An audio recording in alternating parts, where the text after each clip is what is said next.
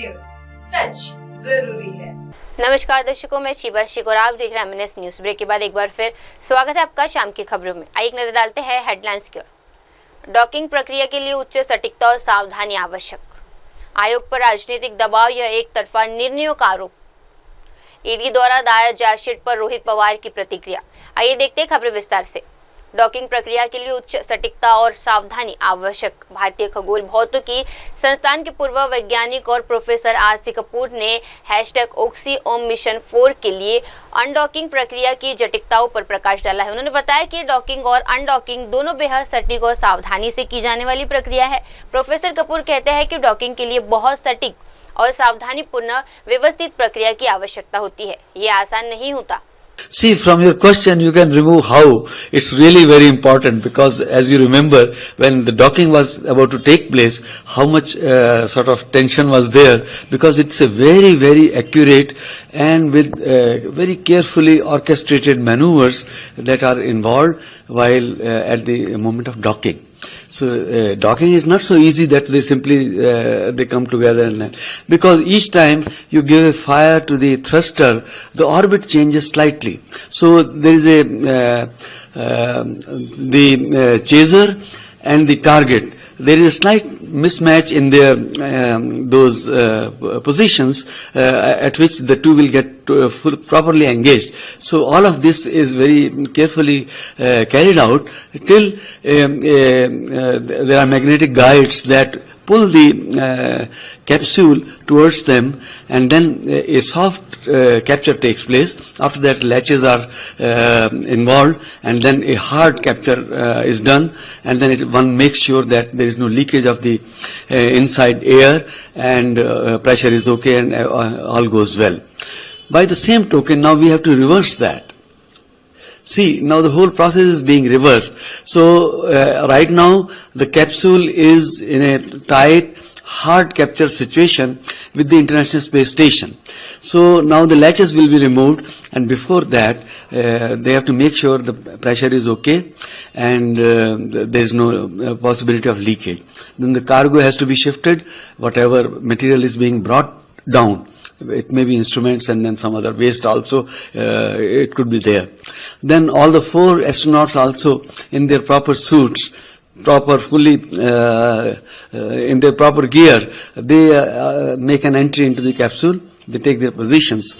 Then the ground control and the controls in the space station, they are in communication, and then at that time one makes sure that disengagement should be commenced. So the latches will be removed, so you are in the state of soft capture, and at a very, very low speed, it could be a few centimeters per second, at which the disengagement takes place, which we are saying as undocking, and then the distance, or rather separation between the space station and the this Grace capsule, Dragon's Grace capsule, the distance begins to increase, and this thing goes on for about 20 minutes, because then the safety zone of the space station, you have to come out of that. So after that, then the capsule also is in the orbit, and the space station is independently in its own orbit of about 400 kilometers height from here. So the capsule has to go around the Earth, round and round and round, and then slowly its orbit will be lowered. So that process takes place. It can be a few hours to a day's length also, till we reach the point of re-entry. Re-entry we define as a height of 100 kilometers above the ground. So after which, if anything comes within the reach of the Earth, then we say that it has entered the atmosphere of the Earth, and at which you begin to feel the resistance due to the atmospheric gases. So if something falls, it gets heated up because of the resistance. The temperature can reach very high levels. So in here you have to be very careful. When the capsule is from the point of re-entry, it has to enter the atmosphere of the Earth. This point, with respect to the latitude and longitude on ground, is already fixed. So from the moment we undock, at that time the trajectory has been decided. That at this moment we are undocking from the space station, and then slowly we are into the lower, increasingly lower orbit. So that moment has been decided. So we know that after so many rounds, it will come a certain point that is also fixed. And from the re-entry point to the point where splashdown takes place on the ground. So that point, those coordinates are also known to us, because that the safety zone is we have fixed. So there only the splashdown must take place. So all of this, the whole trajectory has been calculated. So at the time of re-entry, the orientation of the capsule takes place, and when the temperature due to the resistance of the atmosphere reaches about 18 to 1900 degrees centigrade, there is a heat shield that prevents the that protects the astronauts inside. So at a certain height when you reach, then you have to disengage with any solar panels or any other extraneous gear, and the rest of the spacecraft with the astronauts is about in a state of fall, and its speed is being reduced because of the motors fixed into the spacecraft, and after speed has been greatly reduced, then say about a height of 5 to 6 kilometers above the sea level, the drogue parachutes open.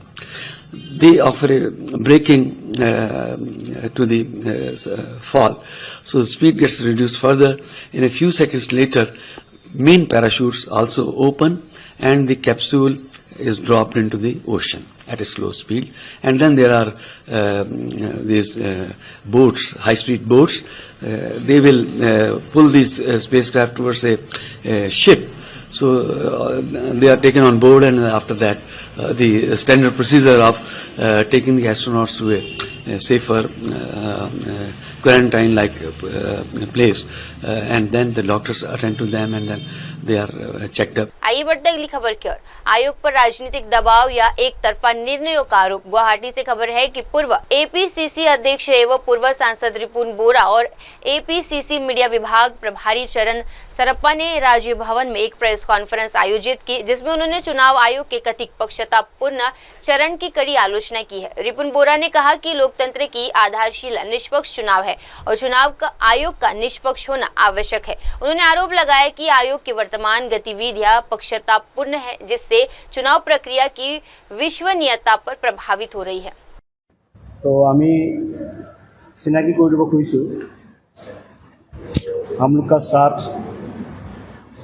Delhi का in charge media in charge चरण सिंह छपरा जी हैं। तो निघत आवास है दिल्ली से media in charge, Harshad Sharma है media in charge Delhi से, और अमान उदुत और संबित शर्मा आमार सीनियर स्पोक्स पर्सन। रिपुन बोरा डांगरिया आछे आमार माजत, तेखेते संबादमेल सम्बोधन करब। अসমत आहिब परा केइटामान समस्यार कथा, विशेष समस्यार कथा, खिलंजिया मानुहर समस्यार कथा तेखेते उत्थापन करब।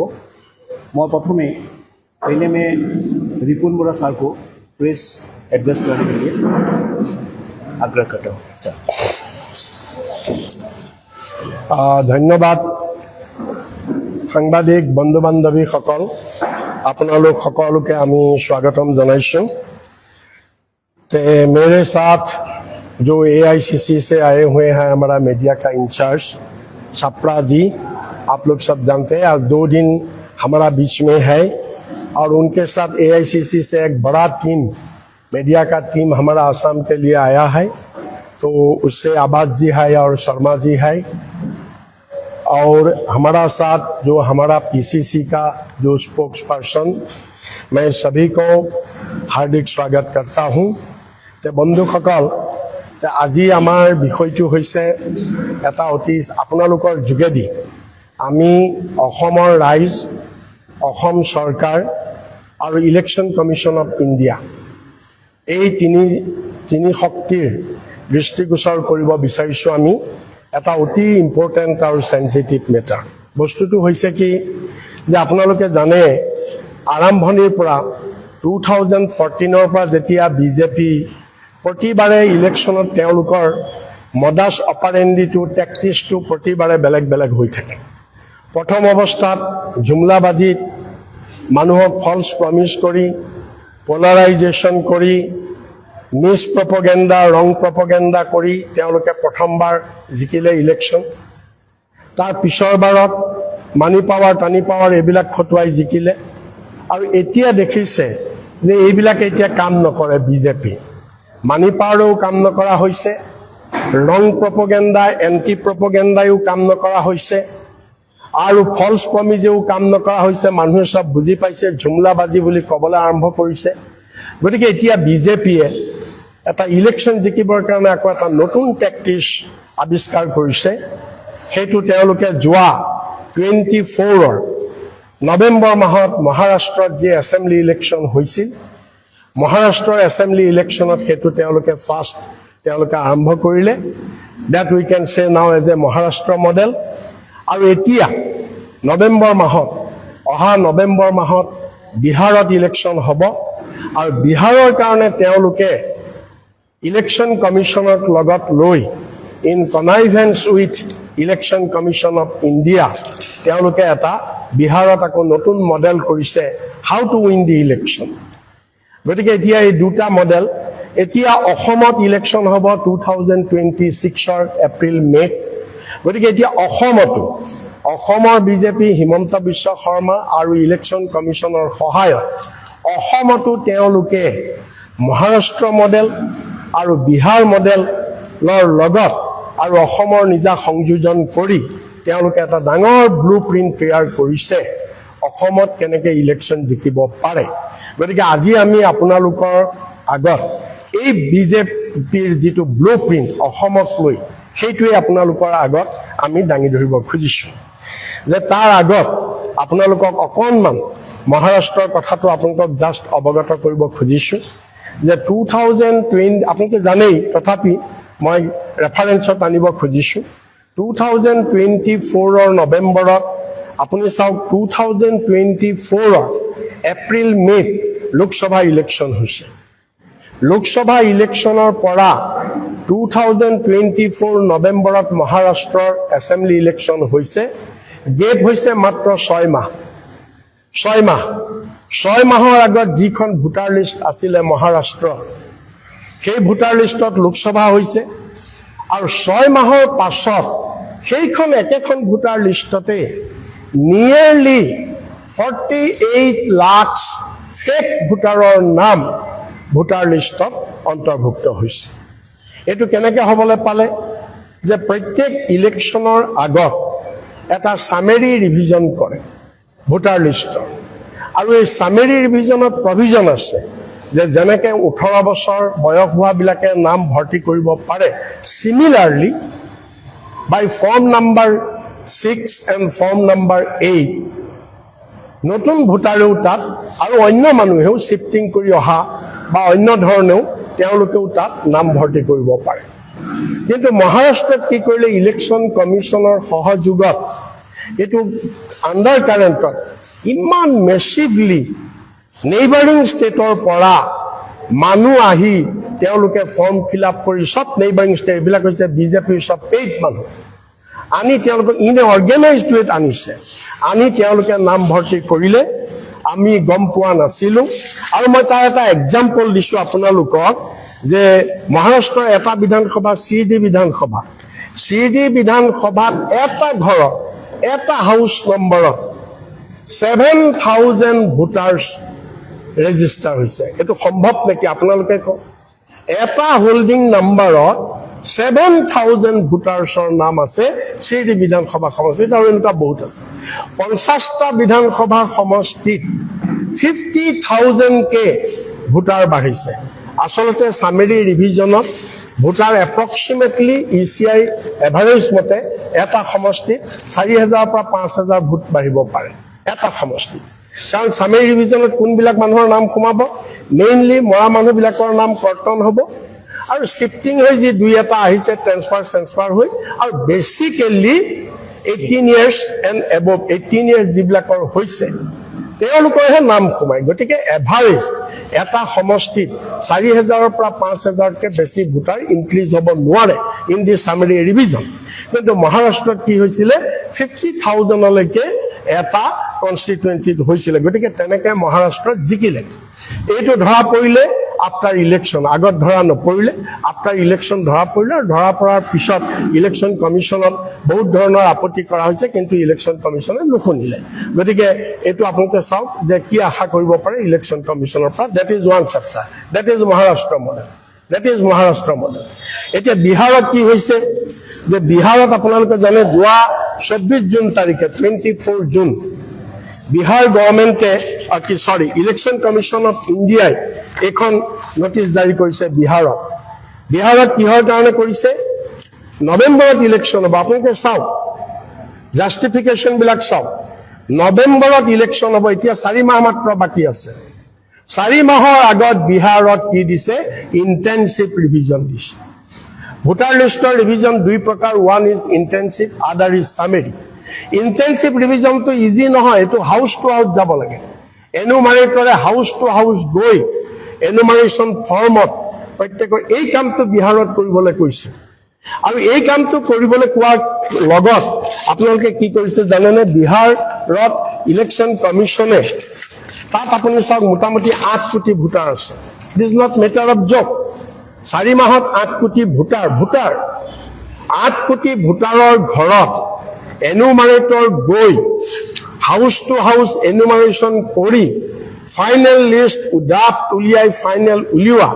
ইট is not a matter of joke এটো তেওঁলোকে নকৰাকৈ পাৰিলেহেঁতেন কাৰণ কিয় বিহাৰত ভোটাৰ লিষ্ট অলৰেডি আছে 2024 লোকসভা ইলেকশনৰ ভোটাৰ লিষ্টে গোটেই ভাৰতবৰ্ষত আছে তাৰ ওপৰতেই হয় ইলেকশন এবাৰ হ'ব য'ত হ'ব খালি সামাৰী ৰিভিজনটো হ'ব লাগে সব মানুহৰ ভোটাৰ আইডি কাৰ্ড আছে কিন্তু তৎসত্ত্বেও বিহাৰত ইলেকশন কমিশনে কি কৰিছে 11 ডকুমেন্ট এই সামাৰী ইন্টেনসিভ ৰিভিজনত ভোটাৰ লিষ্টত নাম উঠাবৰ কাৰণে 11 বিধ ডকুমেন্ট তেওঁলোকে কম্পালসৰি কৰিছে মই ইয়াৰ পিছত অসমলৈ আহিম ইয়াৰ লগত অসমৰ কানেকশ্যনটো কি আছে এতিয়া এই 11 বিধ ডকুমেন্ট আমি আপোনালোকক দি দিছো যে প্ৰথমতে কৈছে any identity card pension payment order issued to regular employee pension of any central and state government and PSU any identity card certificate document issued by India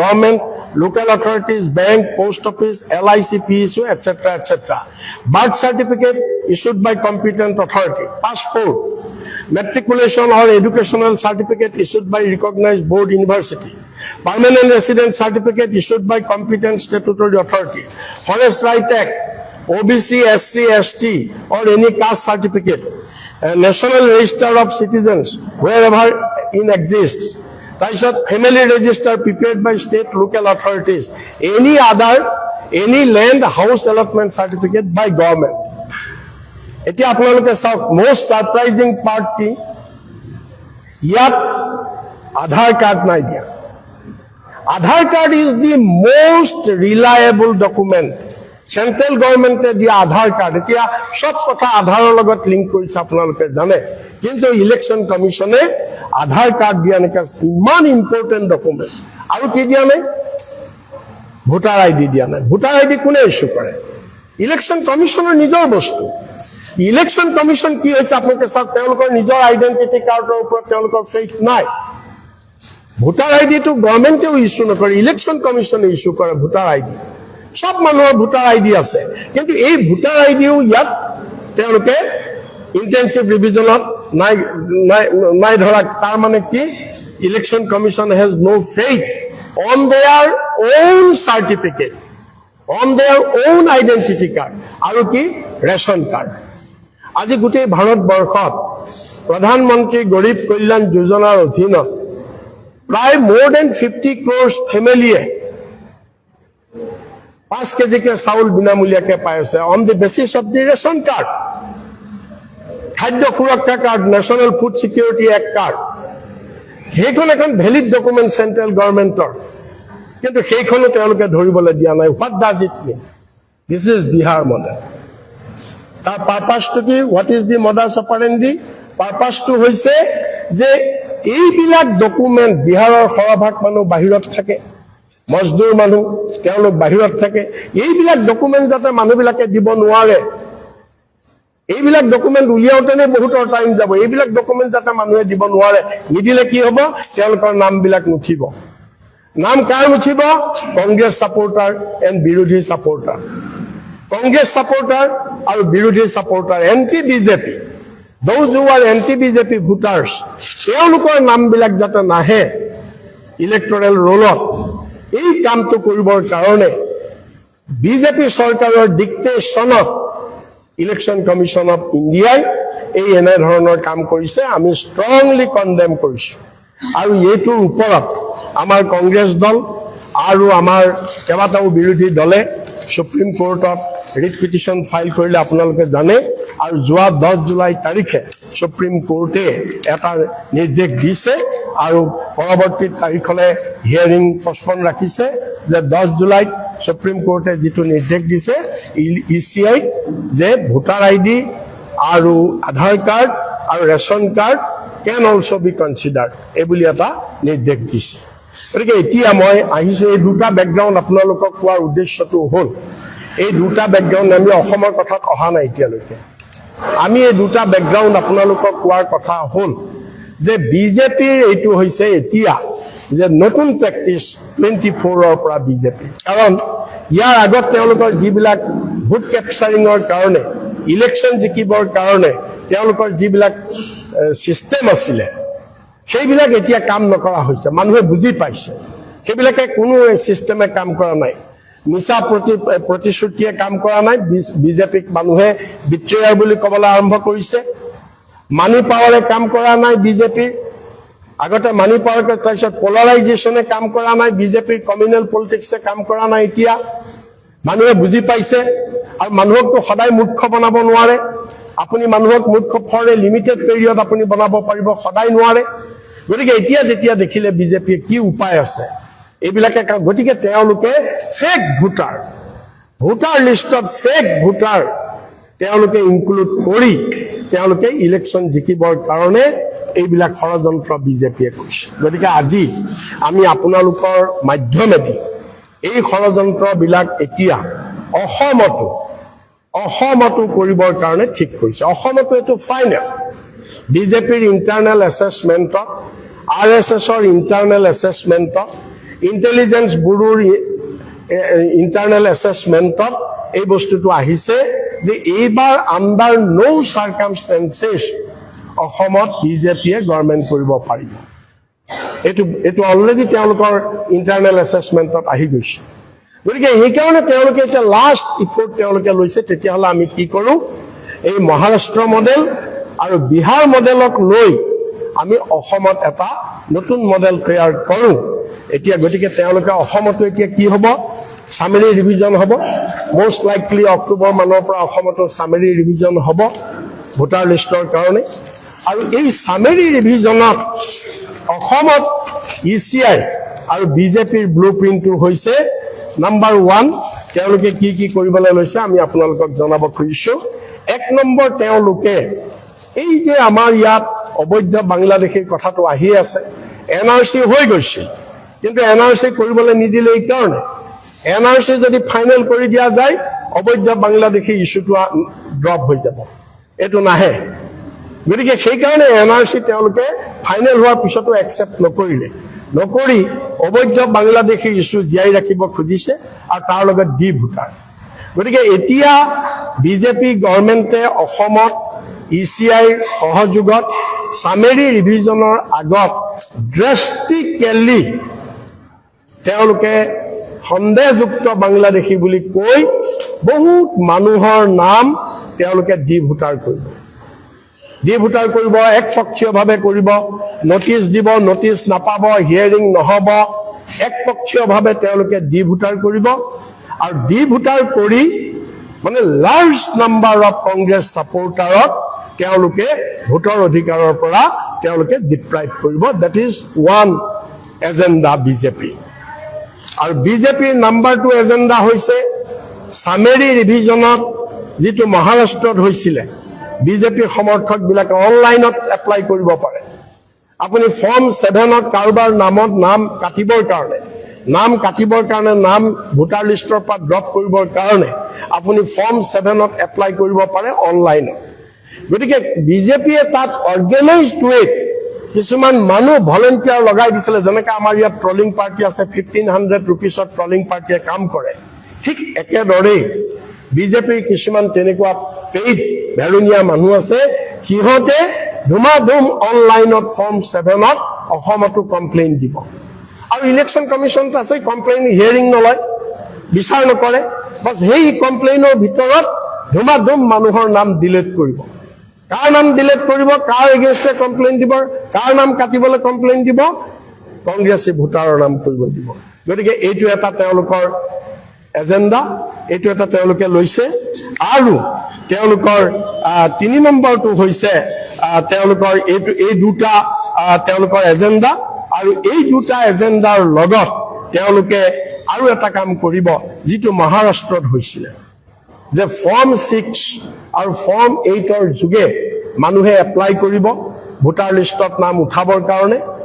গতিকে বেলেগ বেলেগ ৰাজ্যৰ পৰা, বেলেগ বেলেগ অসমৰ নেইবাৰিং ষ্টেটৰ পৰা বিজেপিৰ মানুহ আহি ইয়াত ফৰ্ম 6 আৰু ফৰ্ম 8ত তেওঁলোকে ফিল আপ কৰি তেওঁলোকে নাম ভৰাবৰ কাৰণে, যিটো মহাৰাষ্ট্ৰৰ শিৰডিত হৈছে একেটা ঘৰৰ নম্বৰতে 7000 মানুহৰ নাম উঠিছিলে, তেনেকুৱা কৰিবলৈ তেওঁলোকে প্লেন কৰিছে। তেনেকুৱা আৰু ইলেকশ্যন কমিশ্যন আছেই, ইলেকশ্যন কমিশ্যনে তেওঁলোকক ছাপোৰ্ট কৰিব। গতিকে এই 3টা সন্দেহ, এই 3টা ব্লু প্ৰিণ্ট আমি গম পাইছো। আৰু মহাৰাষ্ট্ৰ আৰু বিহাৰৰ আধাৰত তাৰ আধাৰত এইটো কৰিবলৈ গৈছে আমি গম পাইছো। আৰু গম পাই আমি সেইকাৰণে আজি অসম প্ৰদেশ কংগ্ৰেছ কমিটিয়ে আমি আপোনালোকৰ যোগেদি এই সংবাদ মাধ্যম পাতি এই কথাবিলাক আমি অসমৰ ৰাইজৰ আগলৈ আনিছো, আমি ইলেকশ্যন কমিশ্যনৰ আগলৈ আনিছো, আমি সকলোবিলাক বিৰোধী ৰাজনৈতিক দলৰ সন্মুখলৈ আনিছো। আৰু আমি আহ্বান জনাইছো ইলেকশ্যন কমিশ্যনক যে তেওঁলোকে দেশৰ গণতন্ত্ৰ ৰক্ষা কৰক, তেওঁলোকে স্বতন্ত্ৰ অৰ্গেনাইজেশ্যন, তেওঁলোকে অৰ্গেনাইজেশ্যনৰ চেংটিটি ৰাখক, কনষ্টিটিউশ্যনৰ সন্মান কৰক। বিজেপিৰ এই ষড়যন্ত্ৰত বিজেপিৰ হাতিয়াৰ হিচাপে ইলেকশ্যন কমিশ্যন ব্যৱহাৰ হ'ব নালাগে। যিটো বিহাৰত হৈছে, মহাৰাষ্ট্ৰত হৈছে, অসমত যাতে হ'ব নালাগে, আমি তাৰ কাৰণে আজি সংবাদমেলৰ যোগেদি আমি আহ্বান জনাইছো। আৰু আমি নিজাববীয়াকৈ আমাৰ কংগ্ৰেছ পাৰ্টিত আমি এতিয়া মেছিভ এৱেৰনেছ, যিবিলাক আমাৰ BLA হ'ব, এই BLA বিলাকৰ আৰু যিবিলাক আমাৰ বুথ কমিটি এক্টিভিষ্ট হ'ব, সেই বুথ কমিটি বিলাকক আমি মেছিভ ৱেত আমি এৱেৰনেছ ক্ৰিয়েট কৰিম, ট্ৰেইনিং দিম, যাতে এনেকুৱা ধৰণৰ ইলিগেল যাতে বিজেপিয়ে কৰিব নোৱাৰে, ষড়যন্ত্ৰ কৰিব নোৱাৰে, তাৰ কাৰণে আমি সকলো এলাৰ্ট হ'ম। এইখিনি হৈছে আমাৰ আপোনালোকৰ যোগেদি আপোনালোকৰ আগত আমি দাঙি ধৰিবলগীয়া কথা। মই আশা কৰোঁ আপোনালোকে আমাৰ দেশৰ গণতন্ত্ৰ ৰক্ষাৰ স্বাৰ্থত এই কথাখিনি আপোনালোকৰ সংবাদ মাধ্যমৰ যোগেদি দাঙি ধৰিব বুলি মই অনুৰোধ কৰিছোঁ আৰু সকলোকে ধন্যবাদ জনাইছোঁ। আৰু এতিয়া আমাৰ চাপৰাজী, he will add something with you.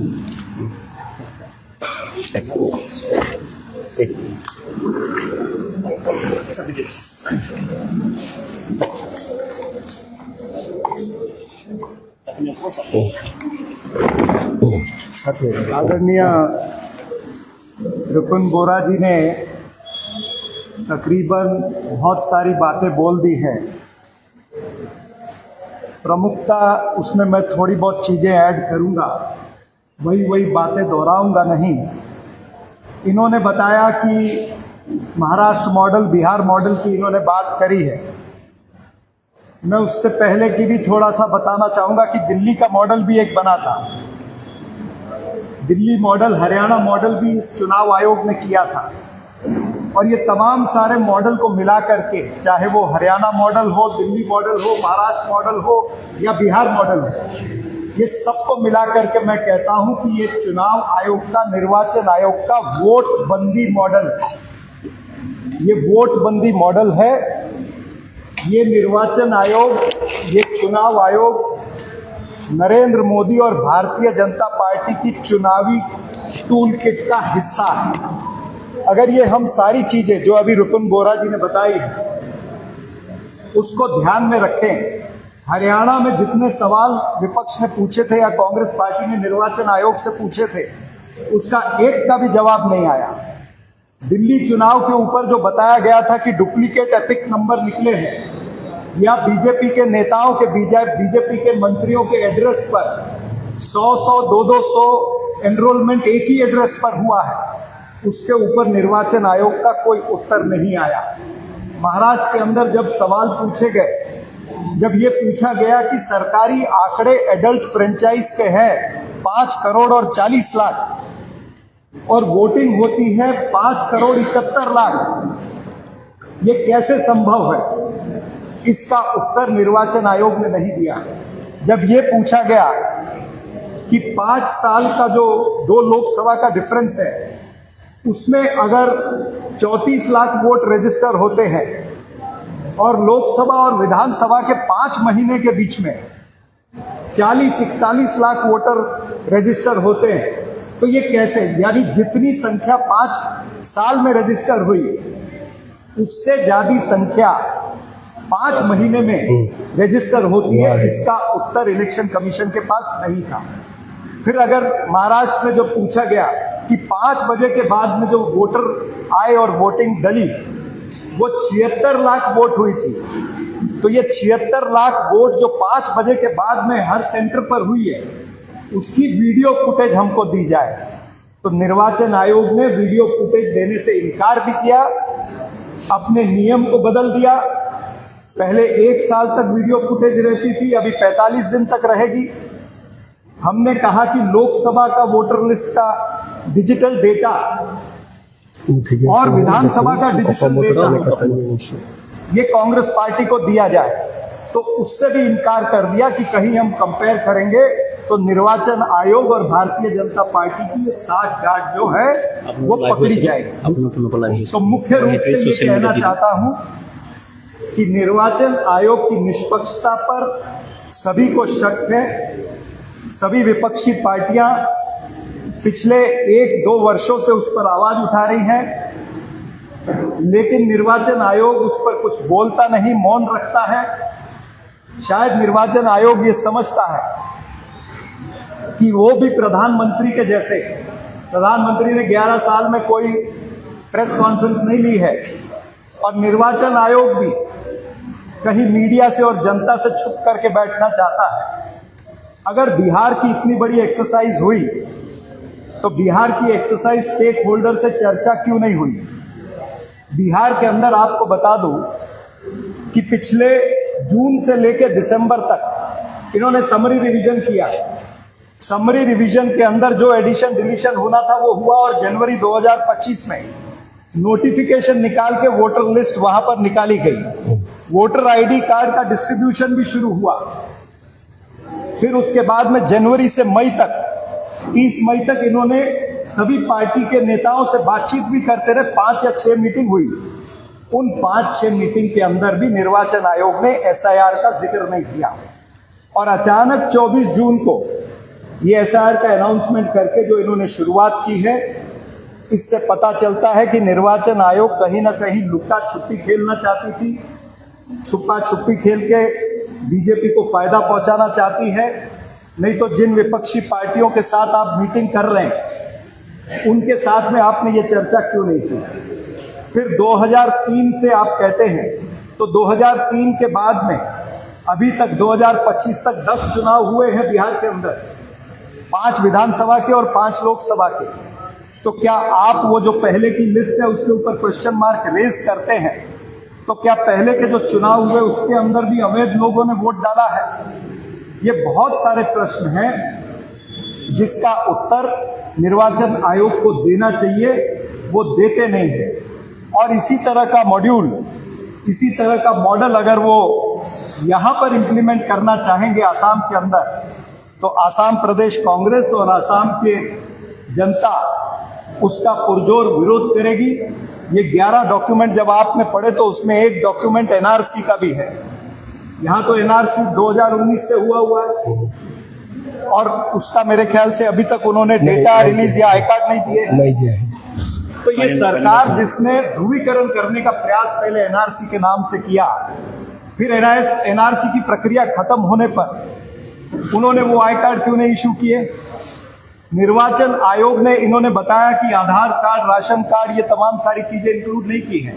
यानी कुछ डॉक्यूमेंट ऐसे, इसमें डोमिसाइल लिखा हुआ है। डोमिसाइल बनाने के लिए आपको आधार कार्ड की जरूरत है, लेकिन आधार कार्ड इसमें वैलिड नहीं है। तो ये निर्वाचन आयोग की ये जो डबल गेम है, ये शरेआम नजर आती है कि कहीं ना कहीं निर्वाचन आयोग जो है वो hand in gloves with BJP है। नरेंद्र मोदी जी को वो मदद करना चाहता है, वो वोट के अंदर हेरा फेरी करना चाहता है। हम ये हेरा फेरी और सीना जोरी नहीं होने देंगे। निर्वाचन आयोग से 3-4 सवाल है जो आप नोट कर सकते हैं। निर्वाचन आयोग ने एसआईआर शुरू करने से पहले स्टेक होल्डर से बात क्यों नहीं की, ये पहला सवाल है। एक भी पीसी निर्वाचन आयोग के जो आयुक्त हैं, उन्होंने इस विषय पर अभी तक नहीं ली है। इसके पीछे क्या राज है? क्या वो देश के संविधान से ऊपर अपने आप को समझते हैं? प्रधानमंत्री मोदी ने 11 साल तक पीसी नहीं ली, जो मैंने कहा, तो निर्वाचन आयोग क्या प्रधानमंत्री को फॉलो करते हैं? निर्वाचन आयोग की निष्पक्षता पर शक, निर्वाचन आयोग की क्रेडिबिलिटी पर शक, और अंत में मैं ये कहना चाहता हूं कि निर्वाचन आयोग जो है वो एक न्यूट्रल अंपायर होना चाहता है। न्यूट्रल अंपायर होने के बदले वो पार्टी बन रहा है इसके अंदर। So the ending line for the election commission would be, the neutral umpire should bat for we the people and should not become his master's voice. Nirvachan Ayog should act as per we the people and should not become his master's voice. Thank you. कोई सवाल रहेंगे तो हम दोनों उत्तर दे सकते हैं।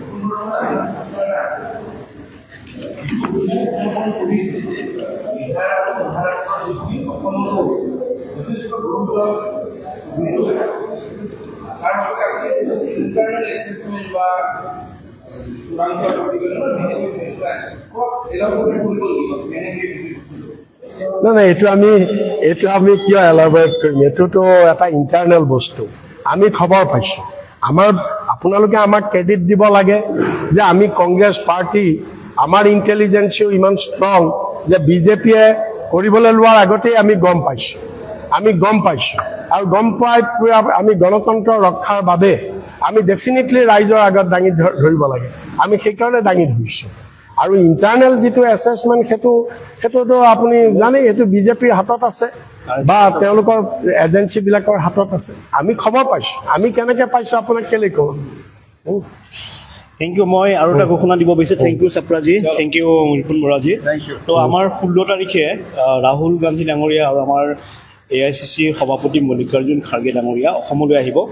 অসমলৈ তেওঁলোকে আহি হোটেল কিৰণচিত আমাৰ দলীয় 2খন সভাত অংশগ্ৰহণ কৰাৰ পিছত ছয়গাঁৱত তেওঁলোকে এখন ৰাজহুৱা সভা অনুষ্ঠিত কৰাৰ লগতে সংবাদ মাধ্যমৰ লগত তেখেতসকলে কিছু সময় বাৰ্তালাপ কৰিব বুলি এতিয়ালৈকে আমাক জনাইছে।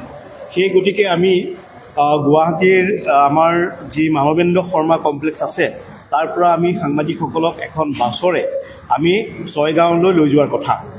কিছু সংখ্যক সাংবাদিকে 26 জন সাংবাদিকে ইতিমধ্যে আমালৈ নাম।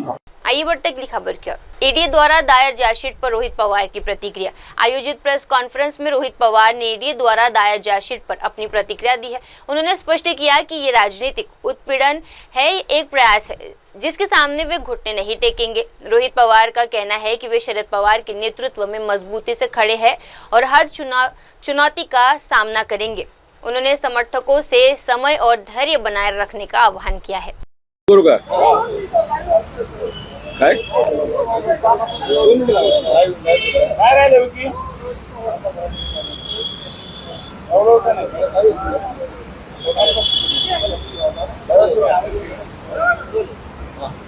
काल आपण सर्वांनी ऐकलंही असेल आणि बघितलंही असेल की ईडीने माझ्या नावाची चार्जशीट ही फाईल केलेली आहे.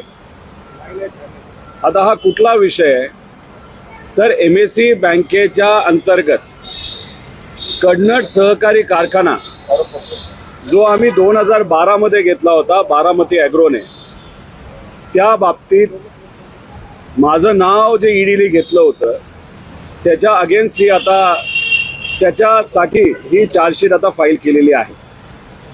याच्यामध्ये आपण जर बघितलं तर 2008 ला MSE बँकेने कडनट सहकारी कारखाना जेव्हा तो कोऑपरेटिव्ह होता तेव्हा त्यांना डिमांड नोटीस पाठवली होती.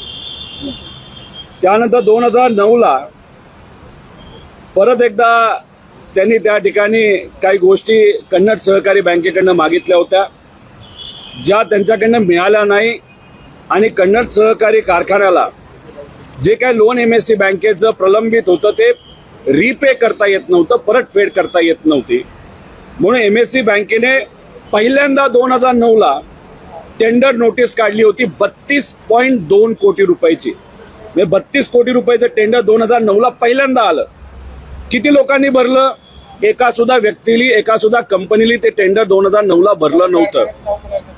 कडनट सहकारी साखर कारखाना 2011 ला नाबार्डली एक अॅन्युअल इन्स्पेक्शन रिपोर्ट काढला होता 2009 ते 10 चा, ज्याच्यामध्ये MSE बँकमध्ये काही आर्थिक गोंधळ झालाय, नाही तर आर्थिक काही गोष्टीचा तफावत झाल्यात असं 2011 ला नाबार्डली हा रिपोर्ट काढला होता.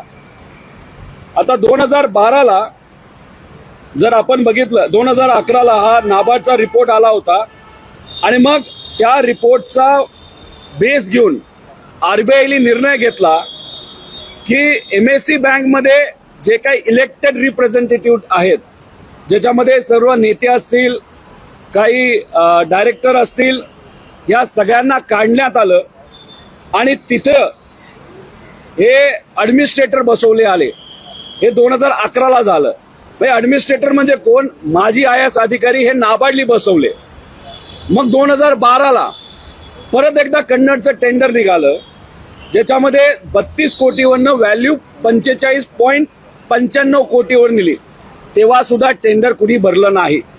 मग 2012 म्हणजे 30/7/2012 ला अजून एकदा टेंडर काढलं आणि त्याची व्हॅल्यू 45.95 कोटी ठेवली. म्हणजे पहिल्यांदा 2009 ला टेंडर 32 कोटी, दुसऱ्यांदा 2012 ला जेव्हा ॲडमिनिस्ट्रेटर आलं तेव्हा ते टेंडर कितीला निघालं?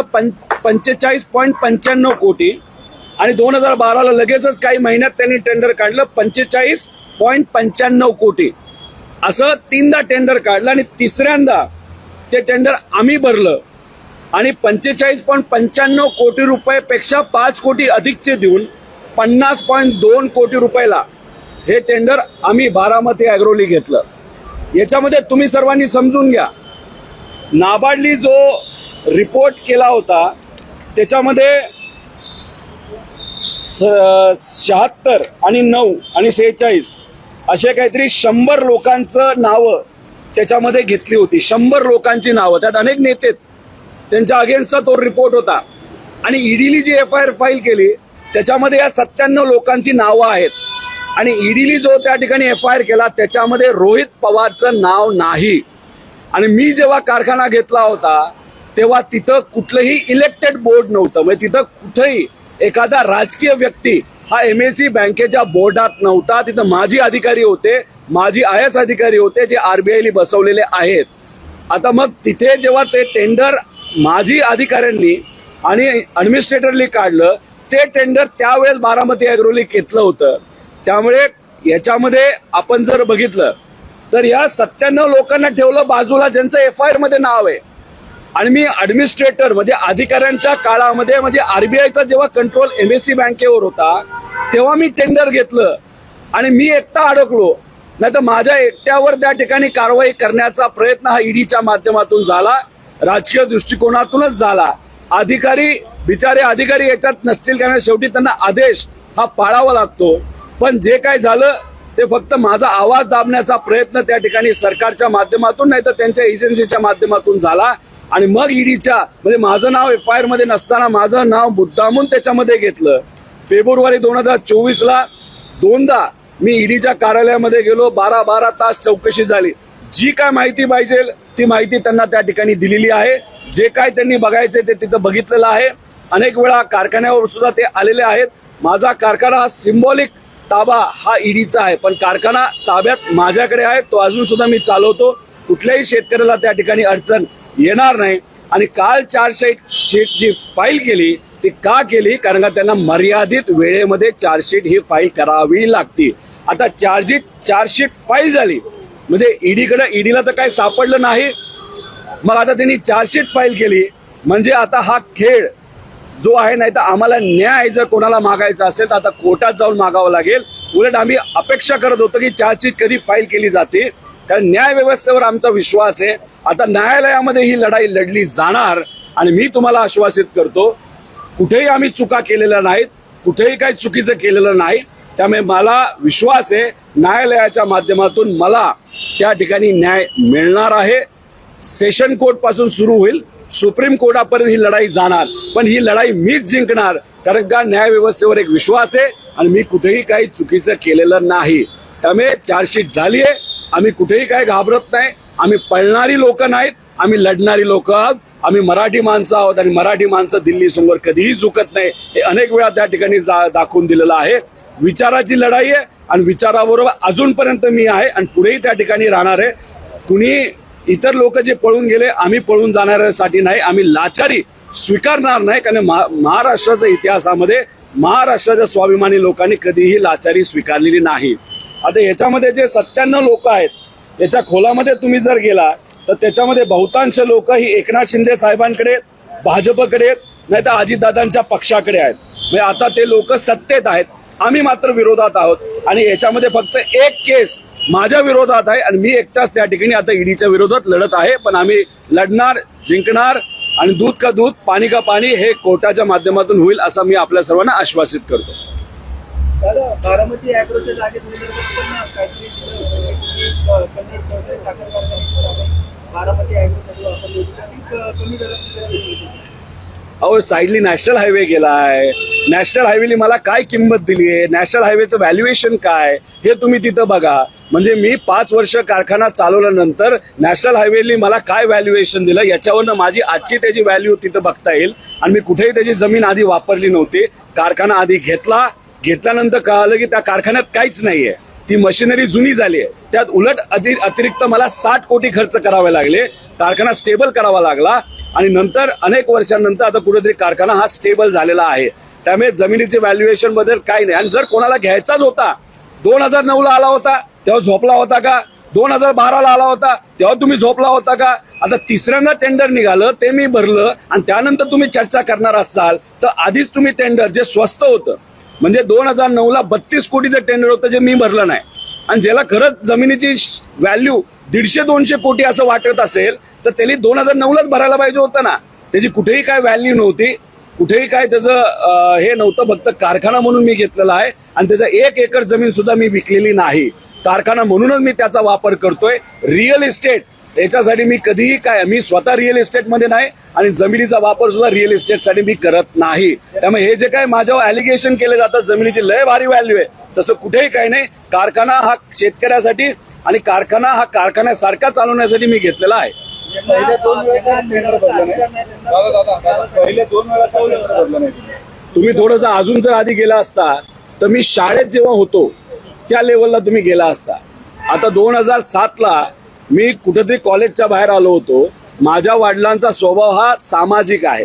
त्यानंतर मी अर्थकारणात लक्ष घालायला लागलो आणि नंतर असं कुठेतरी वाटलं की 2007ला माझा जो बारामती अॅग्रो बारामतीमध्ये असणारा कारखाना आहे तो स्टेबल करण्यासाठी मला कुठेतरी 3-1 वर्ष 4-1 वर्ष गेले आणि एक आत्मविश्वास माझ्यासारख्याच व्यक्तीचा वाढल्यानंतर मला असं वाटलं की अजून एक कारखाना आपला असावा. म्हणून त्या ठिकाणी आपण कन्नडला गेलेलो. एक तुम्ही समजून घ्या, बिझनेस डिसिजन घेत असताना त्याला वेळ काळ नसतो.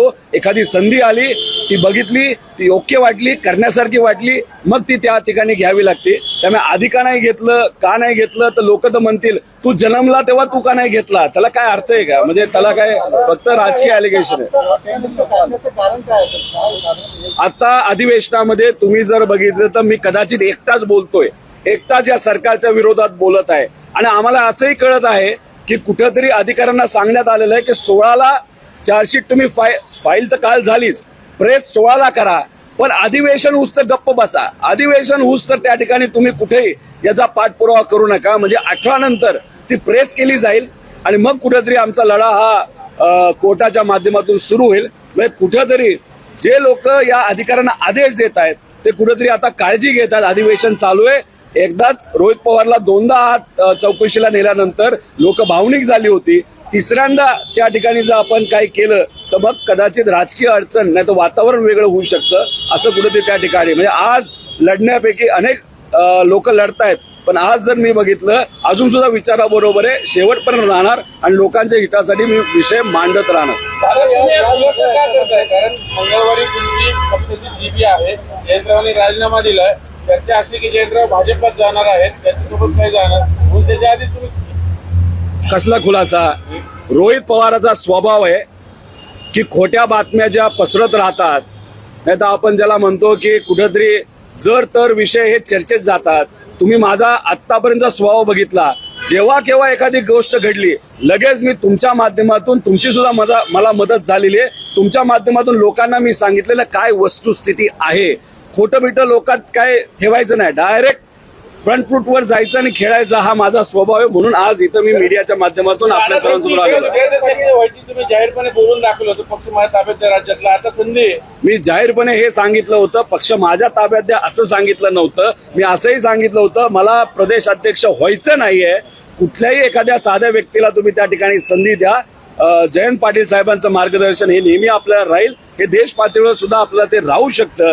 लढायचंय, पण आता काही प्रमाणात जे जयंत पाटील साहेब, पवार साहेब, सुप्रियाताई सुद्धा जे म्हणतात काही बदल झाले पाहिजे, ते त्या नेत्यांनीच ठरवलेलं आहे की आता बदल व्हावेत. आता त्याची सुरुवात झालेली आहे. जयंत पाटलांना थांबण्यासाठी सांगितलं होतं. खरं तर वर्धापन दिनाच्या दिवशी जयंत पाटलांनी जे वक्तव्य केले त्यानंतर पवार साहेब देखील म्हणतो की थोडे दिवस स्थानिक स्वराज्य संस्था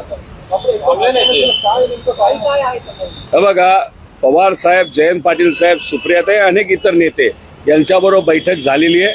बैठकीत जे ठरले ते आता त्या ठिकाणी होत असताना आपल्या सगळ्यांना बघायला मिळेल. आता ते राजीनामा दिला म्हणून बीजेपीत जातील, ते सुद्धा घाबरणारे कुठे आहेत? आतापर्यंत साहेबांबरोबर राहिलेले आहेत. सत्तेसाठी काय ते विचार सोडून जाणार नाहीत.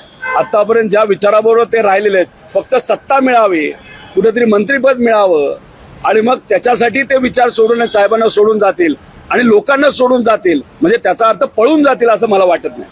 आता तुम्ही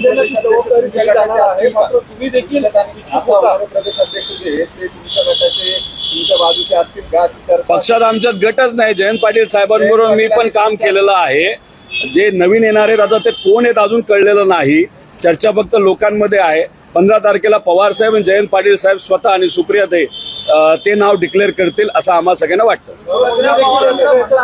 कुणाचं नाव सुचवत आहे? त्यांना संधी द्यायची, त्याच्यामध्ये आपला नंबर कुठला? हे बघा, बॅटिंग लाईनअप मध्ये ओपनिंग बॅट्समन कुणी असला नाही तर कॅप्टन कुणी असला, त्याच्यामध्ये ओपनर कधीतरी चांगला खेळतो, मध्य लेवलला चांगला करतो. एक स्ट्रॅटेजी असते पक्षाची, जसे क्रिकेटमध्ये असते. त्याच्यामध्ये सगळेच यंग असतील तर मार्गदर्शक कोण राहणार? त्यामुळे कॉम्बिनेशन जर असेल तर क्रिकेटची टीम चांगली होती. तसंच आपल्या राजकारणामध्ये सुद्धा कॉम्बिनेशन यंग आणि मार्गदर्शन नाही तर अनुभवी याचं जर कॉम्बिनेशन असेल तर मग खेळायला पण मजा येते. नवीन टीममध्ये रोहित पवार दिसणार आम्हाला. आम्ही आतापर्यंत साहेबांबरोबर आहोत, विचाराबरोबर आहोत. आता सुद्धा पक्षाची, लोकांची भूमिका जिथं कुठं लागेल तिथं मी मांडत आहे. त्यामुळे येणाऱ्या काळामध्ये पक्षात तर मी असणारच आहे. ते पद मी कधीही लक्षात ठेवलं नव्हतं, कधी टार्गेट ठेवलं नव्हतं प्रदेश अध्यक्ष पद. पण छोटंसं एखादं पद या पक्षामध्ये मिळेल आणि त्या पदाला मी न्याय देईल असं या ठिकाणी आपल्या सगळ्यांना सांगतो. कुठलं पद मिळावं? शेवटी पवार साहेब आणि एक 15 तारखेला लोकांची चर्चा केली जाईल. आमच्यात थोडीशी लोकशाही आहे, लोकशाही मानतो. चर्चा करूनच कुठलं पद कोणाला कसं द्यायचं या ठिकाणी निर्णय घेतला जाईल. इथं जर मी आता सांगितलं हेच पाहिजे, तेच पाहिजे, हेच मिळणार, तेच मिळणार, मग लोकशाही कुठं राहिली? सगळ्यांना विश्वासात घेऊन आमचे पदाधिकारी, कार्यकर्ते काय म्हणतात हे सुद्धा त्या ठिकाणी बघायची जरूरत आहे. साहेब देतील ते पद ज्याच्यामध्ये कुठेतरी काम करण्याची योग्य अशी संधी असेल तसं पद मी घेईल. कोणाचं नाव सुचवलं प्रदेश अध्यक्ष पदाला? बैठकीत तुमच्या अंतर्गत अशी अनेक नावं सुचवली होती. त्यात बघूया जे योग्य नाव असेल तेच पवार साहेब पुढे करतील. 15 तारखेपर्यंत थांबूया. आज 11 तारीख आहे. मागे पडलं कुठलं तुम्ही सुचवलेलं नाव सुनील भुसारांना मागे पडलं. कुठलं नाव? आम्ही कुठलंच नाव तिथं सुचवलं नव्हतं. जी 4 नावं सुचवली होती त्यातली आता योग्य अशी चर्चा सुरू आहे. आणि जसं मी तुम्हाला सांगतो तसं तुमची सुद्धा अपेक्षा अशी होती की कदाचित प्रदेशाध्यक्षपद मला मिळेल, पण तशी चर्चाच झाली नव्हती. तसंच मी तुम्हाला सांगतोय काय अशी ठराविक महत्वाची पदं आहेत जी प्रदेशाध्यक्षाला ताकद देण्यासाठी महत्वाची पदं आहेत. त्याच्यामध्ये सुद्धा काही जे सुनील भुसारांचं नाव तुम्ही घेतलं त्या विशिष्ट एका पदासाठी कदाचित आम्ही त्यांचं नाव पुढे केलं असेल. ते प्रदेशाध्यक्ष नसेल पण दुसरं एखादं महत्वपूर्ण जबाबदारी त्यांच्याकडे असू. कार्याध्यक्ष असणार नाही असणार हे 15 तारखेला अध्यक्ष डिक्लेअर होतील असं मला वाटतं. आणि त्यानंतर काही दिवसात बाकीची पदं त्या ठिकाणी दिली जातात.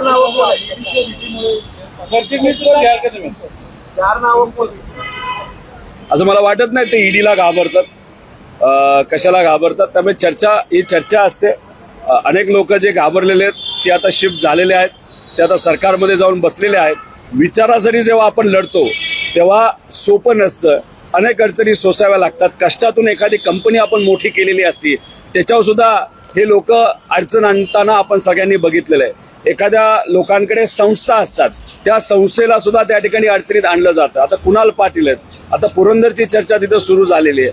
मग कुठेतरी त्यांच्या संस्थेवर व्यवसायावर दबाव टाकून अडचणीत आणून मग कुठेतरी त्यांना त्या ठिकाणी निर्णय घ्यावा लागतो. आतापर्यंत आम्ही सुद्धा अनेक अडचणीला समोरे जाऊन सुद्धा विचाराबरोबर राहिलेलो आहोत. जर सगळेच त्यांच्याकडे गेले मग लोकांसाठी लढणार कोण असा प्रश्न आम्हाला सगळ्यांना पडतो. म्हणून आम्ही आदरणीय पवार साहेबांबरोबर विचाराबरोबर त्या ठिकाणी लढत आहोत. अनेक लोक दबावामुळे विकासाची कामं मिळावी, व्यवसायाला काही अडचणी आल्यात त्या सुटाव्यात यासाठी सुद्धा निर्णय घेऊ शकतात. आता जे जगताप भाऊ माजी आमदार तुम्ही नाव घेताय ते खरंच जाणार आहेत का नाही हे माहित नाही. पण काँग्रेसचा राजीनामा पदाचा राजीनामा त्यांनी त्या ठिकाणी दिलाय असं आम्हाला कळतंय. आणि जेव्हा असं होतं आणि चर्चा फार वरपर्यंत जाते कुठेतरी निर्णय तो घेतला जाऊ शकतो. जसं कुणाल पाटलांनी निर्णय तिथं घेतला, ठोपटेंनी तिथं निर्णय घेतला. म्हणजे अजितदादांचे आमदार कुठे आहेत तिथं बीजेपी उमेदवार घेत आहे. जसं की आपण जर बघितलं तर मुळशी तो भाग आहे तर तिथे जे आता अजितदादांचे आमदार आहेत त्यांच्या विरोधात ठोपटे भाजपली काँग्रेसमधून घेतलं. आता पुरंदरमध्ये आपण जर बघितलं तर तिथे माजी मंत्री हे शिवतरे साहेब आहेत. आता ते कुठल्या पक्षाचे? शिंदे गटाचे. तिथं आता जर जगताप बीजेपीत जात असतील तर बीजेपीने तिथं सुद्धा शिंदेच्या विरोधात एक पर्याय उभा केला. म्हणजे असं दिसतंय की असे नेते म्हणजे भाजपकडे नेते नाही आहेत म्हणून बाहेरून इम्पोर्ट करावे लागतात. आणि जे आहेत जे प्रामाणिक आहेत त्यांना संधी दिली जात नाही मुनगंटीवार साहेबांसारखी. आणि मग तिथं आपण जर बघितलं तर अशा पद्धतीने जर चालत राहिलं तर या तिघातच भांडणं होतील. आणि 2029ला आम्ही जे विचाराबरोबर राहिलेलो आहोत त्यांना नक्कीच लोक पाठिंबा देतील, ताकद देतील असं आम्हाला वाटतं. लोकसभा मजबूत करते बारामती. बघा लोकसभेचं टार्गेट त्यांचं नक्कीच असेल. लोकसभेमध्ये त्यांचा परफॉर्मन्स कसा राहतो हे तिथं बघतील. आणि मग विधानसभेला वेगळं लढायचं का एकत्र लढायचं असा निर्णय त्या ठिकाणी ते घेतील. दादा भाजपचे प्रदेश अध्यक्ष रवींद्र चव्हाणांचं म्हणणं की फडणवीस उदार मताचे आहेत. ते बीएमसीचं महापौर पद मित्र पक्षाला पण देऊ शकतील. कारण जसं 2017 त्यांनी शिवसेनेला महापौर पद देऊ केलं होतं. फडणवीस साहेबांचं उदारपण हे राजकारणासाठी 100% आहे. सत्तेत येण्यासाठी ते मोठं मन दाखवू शकतील. एकदा सत्तेत आले मित्र पक्षाला जवळ केलं नंतर चाणक्य नीतीच्या माध्यमातून त्या मित्र पक्षाला संपून सुद्धा टाकतील. पण हुशार नेते. पण माझा हाच प्रश्न आहे की अधिवेशन आता चालू आहे लोकांसाठी आणि महाराष्ट्राच्या हितासाठी उदारपण त्यांचं त्या ठिकाणी कुठे आहे? तिथं तुम्ही निधी देत असताना संकोचित विचाराने निधी कमी करता, लोकांना निधी तिथं देत नाही. आणि आज जे रवींद्र चव्हाण साहेब तिथं बोललेले आहेत त्यांची कदाचित अपरिहार्यता झालेली आहे. मुंबईत हे भाजपचं चालेल असं वाटत नाही. आज तुम्ही जर बघितलं तर मराठी विरुद्ध अमराठी असा लढा आता दुर्दैव असं मुंबईमध्ये त्या ठिकाणी आता उभा केलेला आहे. ते करून सुद्धा कदाचित भाजपला यश येत नसावं म्हणून कुठेतरी आता मित्र पक्षाला ते पद महापौरचं देतील असं वाटतं. पण ते देताना सुद्धा तुम्ही जर बघितलं एकनाथ शिंदे साहेबांच्या अनेक नेत्यांना इन्कम टॅक्सच्या नोटिसेस आल्यात, एकनाथ शिंदे साहेबांच्या परिवारातल्या लोकांना सुद्धा आलेल्या आहेत.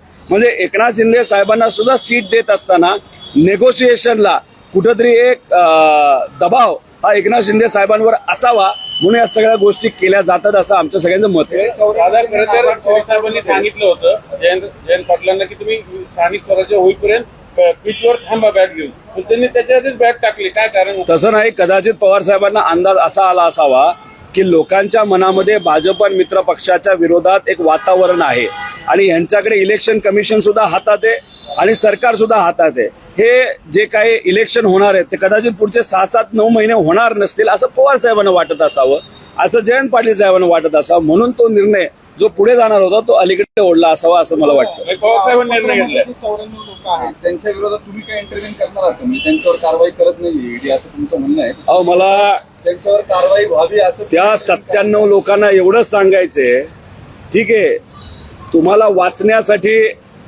ईडीची कारवाई होऊ नये म्हणून तुम्ही विचार बदलले असले तरी मी एकटा असा राहिलोय की ज्याने विचार बदललेले नाहीत, पण तुमच्या सर्वांसाठी मी लढतोय. ईओडब्ल्यूने 2दा क्लोजर रिपोर्ट फाईल केला, म्हणजे मला कारवाई व्हायच्या आधी मला नोटीस, माझ्या एफआयआर मध्ये नाव नसताना सुद्धा मला नोटीस आली. त्याच्या 4 दिवस आधी ईओडब्ल्यूने त्या ठिकाणी क्लोजर रिपोर्ट दिला होता. त्यामुळे या 97 लोकांना मला सांगायचे, काळजी करू नका, तुम्हाला मी कुठेही घुसवणार नाही, कुठेही अडचणीत आणणार नाही. फक्त एवढं लक्षात ठेवा, मी अजून सुद्धा विचाराबरोबर आहे आणि मी लढतोय, म्हणजे मी तुमच्यासाठी सुद्धा लढतोय असं आपल्याला म्हणावं लागेल. आणि मी लढणार आणि कोर्टामध्ये जिंकणार सुद्धा. त्याचा फायदा 100% तुम्हाला सुद्धा होऊ शकतो. दादा, या सगळ्या चर्चेमध्ये आरोपांचं नाव आल्यानंतर पवार साहेबांची किती चर्चा झाली नाही या संदर्भात आणि पवार साहेबांची काय प्रतिक्रिया आहे? पवार साहेबांशी फोनवर चर्चा झाली, सुप्रियाताईंची फोनवर चर्चा झाली. त्यांनी एवढंच सांगितलं, आपण कुठेही चुकलेलो नाही आणि जर आपण कुठं चुकलेलो नसेल तर मग बिनधास्त आपण लढायचं. महाराष्ट्र आपल्या बरोबर आहे, लोक आपल्या बरोबर आहे.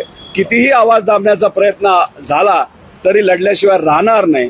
जर आपण नाही लढलो तर मग कोण लढणार असं साहेबांनी तिथं सांगितलं. आणि तुम्ही जर बघितलं MSc ह्या जो त्या ठिकाणी नाबार्डली जो रिपोर्ट काढला होता त्यात पवार साहेबांचं तर नाव नव्हतंच, पण पवार साहेबांचं सुद्धा नाव ईडीली आणलं होतं. पवार साहेबांना सुद्धा याच विषयाच्या बाबतीत नोटीस दिली होती आणि त्याच दिवशी संध्याकाळी अजितदादा हे साताऱ्यात जाऊन चव्हाण साहेबांच्या समाधीच्या पुढे जाऊन काय त्यांनी तिथं प्राश्चित केलं माहित नाही, पण ते तिथं केलं.